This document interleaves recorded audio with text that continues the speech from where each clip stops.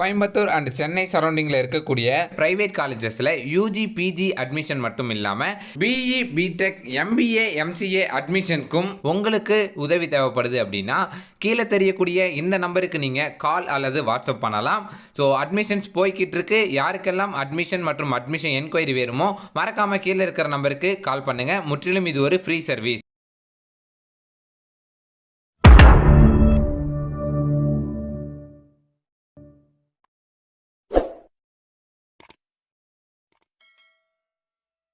Hi guys, நான் தான் docking தமிழா cakes பேசுகிறேன். இன்றைக்கி என்ன அப்டேட் பார்க்க போகிறோம் அப்படின்னா டான்செட் 2023க்கான MBA MCA ME MTech MArch எம்ப்ளான்கான கவுன்சிலிங் ப்ரொசீஜர் பற்றி தாங்க பார்க்க போகிறோம். ஸோ இந்த கவுன்சிலிங் ப்ரொசீஜரில் என்னென்ன ஸ்டெப்ஸ் எல்லாம் இருக்குது, எப்படியெல்லாம் நடக்கும், எல்லாமே ஆன்லைன் ப்ரொசீஜர். ஆன்லைனில் எப்படி நடக்கும் அப்படிங்கிறதையும் கூடவே நீங்கள் எப்போ அப்ளை பண்ணுற மாதிரி இருக்கும், ஸோ இந்த கவுன்சிலிங்லாம் எப்போ நடக்கும் அப்படிங்கிற அப்டேட் தான் இந்த வீடியோவில் நான் சொல்ல போகிறேன். வாங்க இன்றைக்கி வீடியோக்குள்ளே போகலாம். அதுக்கு முன்னாடி நம்மளோட வாட்ஸ்அப் குரூப்பில் நீங்கள் ஜாயின் பண்ணல அப்படின்னா மறக்காமல் இந்த வீடியோக்குள்ளே டிஸ்கிரிப்ஷனில் லிங்க் கொடுத்துருக்கேன், ஜாயின் பண்ணிக்கோங்க. ஸோ குரூப் ஃபுல்லாக இருந்தால் இன்னொரு குரூப்பில் ஜாயின் பண்ணிக்கோங்க. எம்பிஏ குரூப்பில் தான் எம்பிஏ ஜாயின் பண்ணணும் இல்லை, எம்சிஏ குரூப்பில் கூட ஜாயின் பண்ணலாம். எல்லாருக்கும் ஒரே அப்டேட் தான் தருவேன். ஓகேவா, வாங்க இப்போ வீடியோக்குள்ளே போவோம்.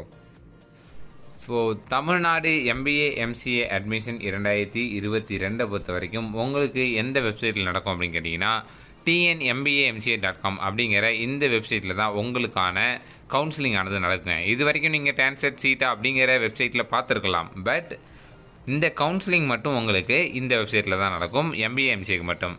எம்இ எம்டெக்கு தனியாக டேன்கான்னு சொல்லி ஒரு வெப்சைட் இருந்தது. இந்த வருஷம் சீட்டா பிஜின்னு சொல்லி அதை மாற்றிடுவாங்க. இப்போ சீட்டா பிஜி அவங்களுக்கு தனியாக நடக்கும். ஸோ ஃபஸ்ட்டு உங்களுக்கான ப்ரொசீஜர் என்ன அப்படிங்கிறத ஒன் பை ஒன்னாக பார்க்கலாம். ஓகேவா, ஸோ கவுன்சிலிங்கை பொறுத்த வரைக்கும் உங்களுக்கு மொத்தம் ஒரு 9 ஸ்டெப்ஸ் கொடுத்துருக்காங்க. ஸோ இந்த 9 ஸ்டெப்ஸ் பார்த்தீங்க அப்படின்னா ஒன் பை ஒன்னாக நான் உங்களுக்கு எக்ஸ்பிளைன் பண்ணுறேன். ஸோ ஃபஸ்ட்டு வந்து உங்களுக்கு என்ன கவுன்சிலிங்கில் நடக்கும் அப்படின்னு கேட்டிங்கன்னா ஆன்லைன் ரிஜிஸ்ட்ரேஷனுங்க. So first online registration. கவுன்சிலிங்க்கு எல்லோரும் தனித்தனியாக அப்ளை பண்ணணும். கவுன்சிலிங்க்கு யாரெல்லாம் ரிஜிஸ்டர் பண்ணுறீங்களோ அவங்க மட்டும்தான் கவுன்சிலிங் அப்ளை பண்ண முடியும். டான்செட் எழுதிட்டாலே கவுன்சிலிங்க்கு கூப்பிட்ருவாங்க அப்படின்னு கிடையாது. கவுன்சிலிங்க்கு தனியாக அப்ளை பண்ணணும். அது எப்போ அப்ளை பண்ணணும் அப்படிங்கிறத அவங்க டேட் ரிலீஸ் பண்ணுவாங்க. ஓகேங்களா, அப்போ நாங்கள் சொல்கிறோம். தென் அடுத்தது ஆன்லைன் சர்டிஃபிகேட் அப்லோடு. ரெண்டாவதாக உங்களோட ஒரிஜினல் சர்டிஃபிகேட்ஸ் எல்லாத்தையும் நீங்கள் ஆன்லைன்லேயே அப்லோட் பண்ணுவீங்க. ஸோ இது ரெண்டும் ஒரே ப்ரொசீஜர்லேயே வந்துடும். நீங்கள் ரிஜிஸ்டர் பண்ணும்போதே உங்களோட சர்டிஃபிகேட்டையும் அப்லோட் பண்ணி ஆகணும். ஸோ எது வரைக்கும் கொடுத்துருக்காங்களோ அதுக்கான ஒரிஜினல் சர்டிஃபிகேட்ஸு, எல்லா செமஸ்டரோட மார்க் ஷீட்டும் கேட்பாங்க. அப்போ அந்த கடைசி செம்மோட மார்க் ஷீட் இருக்காது, இல்லை அதுக்கு முன்னாடி வரைக்கும் தான் இருக்கும். ஸோ அப்படி இருக்கும்போது ரிசல்ட்டோட ஸ்க்ரீன்ஷாட் கேட்பாங்க, அதையாவது நம்ம அப்லோட் பண்ணியிருக்கணும். ஸோ எடுத்து வச்சுக்கோங்க. தென் மூணாவது ஆன்லைன் சர்டிஃபிகேட் வெரிஃபிகேஷன். ஸோ உங்களுக்கான சர்டிஃபிகேட் வெரிஃபிகேஷனும் ஆன்லைன்லேயே தான் நடக்கும்.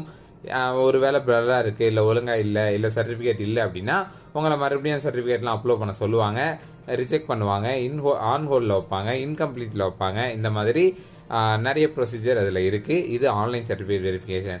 ஸோ ஒன்ஸ் சர்டிஃபிகேட் வெரிஃபிகேஷன்லாம் முடிஞ்சதுக்கப்புறம் தாங்க முக்கியமான விஷயம் publication of rank list for MBA and MCA அப்படின்னு சொல்லியிருக்காங்க. அதாவது உங்களுக்கான ரேங்க் லிஸ்ட் வருங்க. ஸோ ரேங்க் லிஸ்ட்டு உங்களுக்கு எப்போ வருது அப்படின்னா கவுன்சிலிங் டைமில் தான் ரேங்க் லிஸ்ட் வரும். இப்போலாம் வராது. கவுன்சிலிங் எப்போவோ அப்போ நீங்கள் அப்ளை பண்ணி முடிச்சு சர்டிஃபிகேட்லாம் வெரிஃபை கம்ப்ளீட் ஆனால் தான் உங்களுக்கு ரேங்க் லிஸ்ட்டே விடுவாங்க. இதுதான் உங்களோட ரேங்க் அப்படின்னு சொல்லி ரேங்க் லிஸ்ட் விடுவாங்க. இந்த ரேங்க் லிஸ்ட்லேயே தான் உங்களுக்கு கம்யூனிட்டி ரேங்க் எவ்வளோ, ஓவரால் ரேங்க் எவ்வளோ அப்படிங்கிற எல்லாமே வரும். அதுக்கு அடுத்தது கவுன்சிலிங் ஆரம்பிக்குதுங்க. ஸோ கவுன்சிலிங்கை பொறுத்த வரைக்கும் ஃபஸ்ட்டு ஸ்பெஷல் ரிசர்வேஷன் கவுன்சிலிங் நடக்கும். யாருக்கு அப்படின்னா டிசபிலிட்டியாக இருக்கிறவங்களுக்கு ஸ்பெஷல் ரிசர்வேஷன் கவுன்சிலிங் நடந்து முடிஞ்சிடும். அதுக்கு அடுத்தது ஜென்ரல் கவுன்சிலிங் ஃபஸ்ட்டு எம்சிஏக்கு நடக்கும், அதுக்கு அடுத்தது எம்பிஏக்கு நடக்கும். ஸோ இதில் மொத்தம் உங்களுக்கு பார்த்தீங்கன்னா ஒரு 5 ஸ்டெப் இருக்குது ஜென்ரல் கவுன்சிலிங்கில். ஸோ அதில் ஜென்ரல் கவுன்சிலிங் மட்டும் உங்களுக்கு எத்தனை நாள் நடக்கும் அப்படின்னு கேட்டிங்கன்னா கரெக்டாக கவுன்சிலிங் ஆரம்பிக்கிறதுலேருந்து நீங்கள் வந்து ஒரு வாரம் நடக்கும்னு வச்சுக்கலாம். ஒரு வாரத்துக்குள்ளே முடிஞ்சிடும். ஸோ ஃபஸ்ட்டு வந்து ஃபீ பேமெண்ட் பண்ணுவீங்க. ஸோ ஃபீ பேமெண்ட்டு இங்கே தான் நீங்கள் வந்து ஃபீஸ் பே பண்ணணும். ஸோ எவ்வளோ பே பண்ணணும் அப்படின்னு கேட்டிங்கன்னா லாஸ்ட் இயர் 5300 5300 வந்து பே பண்ணாங்க. எஸ்சிஏ எஸ்டி இந்த கம்யூனிட்டியை சேர்ந்தவங்களாக இருந்தால், ஸோ ரிசர்வ்டு கேட்டகரியாக இருந்தீங்க அப்படின்னா 1150 பே பண்ணாங்க. இதெல்லாம் வந்து லாஸ்ட் இயர். இந்த வருஷம் அதிகமாகவும் ஆகலாம், குறையாமல் அதே ஃபீஸில் கூட இருக்கலாம், சொல்ல முடியாது. ஓகேவா, ஃபஸ்ட்டு ஃபீ பேமெண்ட் பண்ணணும். ஆன்லைன்லேயே தான் பண்ணணும். பண்ணி முடிச்சதுக்கப்புறம் உடனே சாய்ஸ் ஃபில்லிங் ஓப்பன் ஆகும்.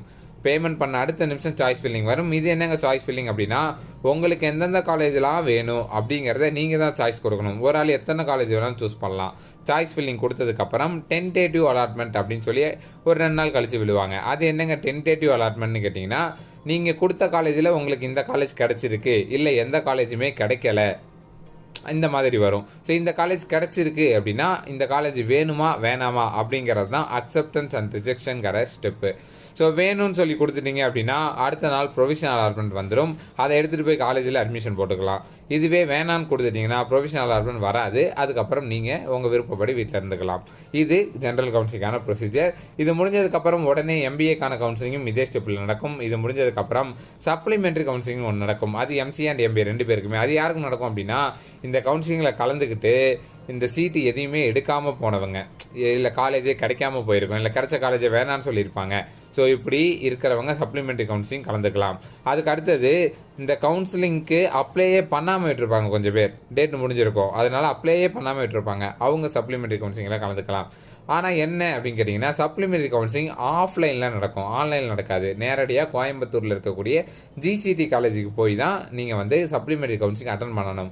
ஏன்னா இந்த கவுன்சிலிங்கை நடத்துறதே ஜிசிடி காலேஜ் தான். கவர்மெண்ட் காலேஜ் ஆஃப் டெக்னாலஜி கோயம்புத்தூரில் இருக்காங்க இல்லையா, அவங்க தான் இந்த கவுன்சிலிங் நடத்துவாங்க. அங்கே தான் நீங்கள் போய் சப்ளிமெண்ட்ரி கவுன்சிலிங் அட்டன் பண்ணணும். அது ஆஃப்லைனில் நடக்கும், நேரில் போகணும். அங்கே எல்லாரும் எடுத்தது போக மிச்சம் எந்த காலேஜெலாம் இருக்கோ அந்த காலேஜ் மட்டும்தான் எடுக்க முடியும். ஓகேவா? அடுத்து எஸ்சிஏ டு எஸ்சி கவுன்சிலிங், இதுதான் கடைசி கவுன்சிலிங். இது என்ன அப்படின்னா, இதுவும் ஆஃப்லைனில் தான் நடக்கும், நேரில் போகணும். யார் அப்படின்னா, இந்த எஸ்சி கம்யூனிட்டிக்கு தனியாக சீட்டு ஒதுக்கியிருப்பாங்க, எஸ்சிஏ கம்யூனிட்டிக்கு தனியாக சீட்டு ஒதுக்கியிருப்பாங்க. அப்படி இருக்கும்போது இந்த எஸ்சிஏ இருக்கு இல்லைங்களா, அந்த சீட்டு ஏதாவது ஒரு காலேஜில் பெண்டிங் இருந்தால் எஸ்சி கம்யூனிட்டியை சேர்ந்தவங்க அந்த சீட்டை எடுத்துக்கலாம்.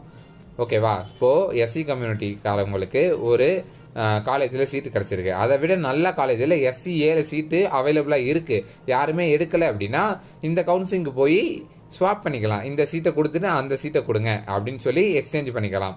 இதுக்குமே ரேங்க் லிஸ்ட்லாம் விட்டு அதுபடி தான் நடக்கும். அதெல்லாம் ஆஃப்லைனில் ஒரே நாளில் முடிஞ்சிடும். ஓகேங்களா? இது வந்து கடைசி ஸ்டெப்பு, இதோட முடிஞ்சிடும். இதுதான் வந்து ப்ரொசீஜர். ஓகேங்களா? இந்த கவுன்சிலிங் ப்ரொசீஜர் எப்போ நடக்கும் அப்படின்னு கேட்டிங்கன்னா, இப்போதைக்கு உங்களுக்கு நடக்காதுங்க. ஸோ ஃபஸ்ட்டு வந்து என்ன சொல்லியிருக்காங்க, ரேங்க் லிஸ்ட்டே உங்களுக்கு வந்து அப்போ தான் வரும். ஓகேவா? இப்போ ஸ்கோர் கார்டு எப்போ வருது, ஏப்ரல் 20லேருந்து மே 20 வரைக்கும் ஸ்கோர் கார்டே சொல்லிட்டாங்க. ஸோ ஒரு மாதம் ஸ்கோர் கார்டு டவுன்லோட் பண்ணவே டைம் அப்படின்னா மே 20 வரையும் உங்களுக்கு எந்த ஒரு அப்டேட்டும் கிடையாதுன்னு அர்த்தம். அப்போது மே 20க்கு அப்புறம் தான் உங்களுக்கு அப்டேட் வரப்போகுது. அப்போது மே 25 போல் அப்டேட் விடுறாங்க அப்படின்னா அதுலேருந்து நீங்கள் கவுன்சிலிங்க்கு அப்ளை பண்ண ஆரம்பித்து ஒரு 20 நாள் டைம் தருவாங்க. எனக்கு தெரிஞ்சு ஏப்ரல் 15 வரையும் டைம் தரலாம். ஓகேவா? ஏப்ரல் மாற்றி சொல்கிறேன், ஜூன் 15 வரையும் டைம் தரலாம். ஓகேவா? ஸோ மே 25லேருந்து ஜூன் 15 வரையும் ஒரு 10-15 நாள் தரலாம். இல்லை ஜூன் 20 வரையும் கூட நீங்கள் வச்சுக்கலாம். ஓகேவா? மே 25லேருந்து ஜூன் 20 வரைக்கும் ஒரு 20 நாள் உங்களுக்கு டைம் தராங்க. ஸோ இந்த 20 நாளில் நீங்கள் வந்து ரிஜிஸ்டர் பண்ணுவீங்க. ஓகேவா? அப்ராக்சிமேட்டாக நான் சொல்லிக்கிட்டு இருக்கிறது எல்லாமே என்னோட டென்டேட்டிவ் தான் நான் சொல்கிறேன். அதுக்கப்புறம் உங்களுக்கு ஆன்லைன் வெரிஃபிகேஷன், சர்டிஃபிகேட் வெரிஃபிகேஷன் இதெல்லாம் வந்து ஜூன் மந்த் முடிஞ்சிடும். இந்த சர்டிஃபிகேட் வெரிஃபிகேஷன்லாம் முடியறது ஜூன் மந்த் ஆயிரும். ஓகேவா? ஜூன் எண்ட் ஆயிடுது. அதுக்கு அடுத்தது ரேங்க் லிஸ்ட்டு ஜூலையில் வருது. ரேங்க் லிஸ்ட் வந்த அப்புறம் தான் கவுன்சிலிங்கும் ஜூலையில் தான் நடக்கும். ஓகேவா? ஸோ உங்களுக்கான இந்த கவுன்சிலிங் ஜூலை மாதம் தான் நடக்கும்னு என்னோட கணிப்பு சொல்லுது. சரிங்களா? ஸோ இப்போ தெரியுதுங்களா நான் எதுக்காக மேனேஜ்மெண்ட் அட்மிஷன் கவுன்சிலிங் டைமில் இருக்காது அப்படின்னு சொல்கிறேன். ஏன்னா இப்போயே உங்களுக்கு மேனேஜ்மெண்ட் அட்மிஷன் முடிஞ்சிடும். கவுன்சிலிங் இன்னும் 2 மாதம் கழிச்சு தான் நடக்கும். அப்போ ஒரு காலேஜ்லேயும் சீட் இருக்காது, கவுன்சிலிங் சீட்டில் கிடச்சா மட்டும்தான். சரிங்களா? இது வரைக்கும் நம்மளோட சேனலை சப்ஸ்கிரைப் பண்ணல அப்படின்னா மறக்காமல் சப்ஸ்கிரைப் பண்ணிக்கோங்க. அப்போ தான் நம்ம தரக்கூடிய எல்லா அப்டேட்ஸும் உங்களுக்கு அடுத்தடுத்த நோட்டிஃபிகேஷன்ஸாக வந்துக்கிட்டே இருக்கும்.